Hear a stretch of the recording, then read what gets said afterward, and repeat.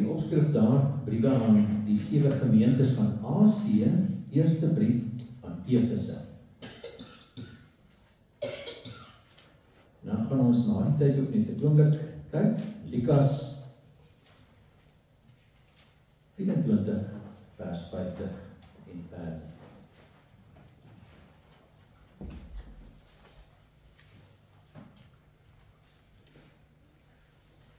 Skryf van die engel van die gemeente in Efese. Dit sê hy wat die 7 sterre in sy regterhand hou, wat wandel tussen die 7 goue kandelaars. Ek ken jou werke en jou arbeid en jou lydsaamheid, dat jy slegte mense nie kan verdra nie, en dat jy die op die proef gestel het wat sê dat hulle apostels is en dit nie is nie, en hulle leenaars bevind het, en dat jy verdra het en lydsaamheid besit, en terwille van my naam gearbei en nie moeg geword het. Maar ek het teen jou dat jy jou eerste liefde verlaat het.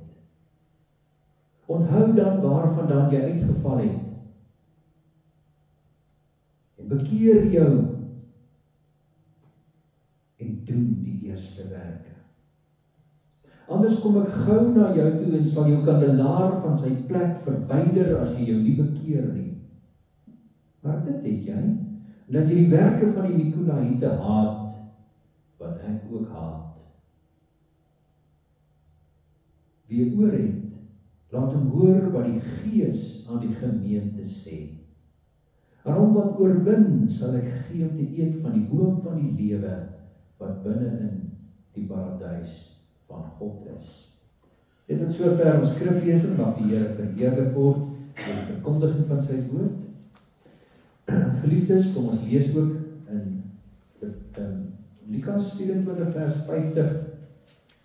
Die opskrif daar, die hemelvaart, en hy het hulle uitgelei tot by Betanië. Lukas 24, 50. En hy het sy hande opgehef en hulle geseën. Terwyl hy hulle seën, het hy van hulle geskei en is in die hemel opgeneem. En hulle het hom aanbid en na Jerusalem teruggegaan met groot blydskap. En hulle was gedurig in die tempel en het God geprys en gedank. Amen. Net tot sover ons skriflesing uit Lukas. Geliefdes, en ons Here Jesus, die tema vir vandag is, Jesus is die liefdevolle oorwinnaar wat weer as regter kom. Jesus is die liefdevolle oorwinnaar wat weer as regter kom. Hoekom is hemelvaart vir ons so belangrik? Hemelvaart is die triomftog van ons Here Jesus. Dit is sy kroning. Dit is sy troonbestuiging. Jy sal sien in die Bybel is daar psalms daaroor geskryf. Psalm 45 is 'n voorbeeld van 'n troonbestuiging wanneer daar 'n nuwe koning is in die land. Was daar 'n groot fees in die hele land om die troonbestuiging van die koning te vier.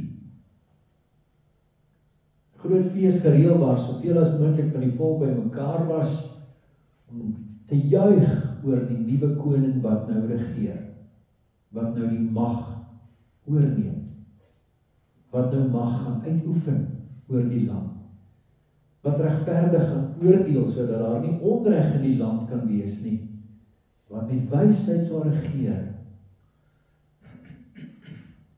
En wanneer die Bybel praat oor Jesus se hemelvaart, is iets van dit wat vir ons geteken word. Sien in die geestesoog die disippels op die Olyfberg, sien die wolk wat hom omhul en waarmee hy opgeneem word. En dit is een ding wat vir ons in ons gedagtes moet wees, die feit dat die Here Jesus hulle seën. 2 keer in hierdie paar versies wat ons gelees het, word dit genoem, dat hy opgevaar het, terwyl hy hulle seën. Nou die Hebreëse vorm van die seën, die shalom, is nie net seën soos wat ons sê, ag, ek hoop maar dit gaan met jou goed nie. Van God se kant beteken seën dat hy die belofte maak dat hy oor sy volk en oor sy kinders sal ontferm. Ons hoor dit elke keer met die seënbede uit Numeri hoofstuk 6 wanneer daar staan. En ons sê dit baie keer vir mekaar. Die Here sal jou seën en jou behoed. Hy beloof jou beskerm. Die Here sal sy aangesig oor jou verhef. Die Here sal sy aangesig oor jou laat skyn en jou vrede gee. En dit is baie meer as maar net, ek hoop maar dit gaan so 'n bietjie goed met jou. Dit is die lewende God wat beloof dat hy met sy volk sal wees, met sy kinders sal wees. En dan in besonder deur sy Heilige Gees. Nou wat in Efese gebeur, dis iets aangrypend, want van al hierdie 7 briewe wat ons gaan lees, is daar net een oor wie 'n hele boek geskryf is.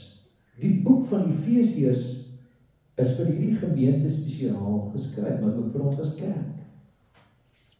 Dit is 'n gemeente waarin Paulus gewerk het, waarin Timoteus dominee was. Hulle was besonder bevoorreg, maar dit was 'n gemeente wat in gevaar was.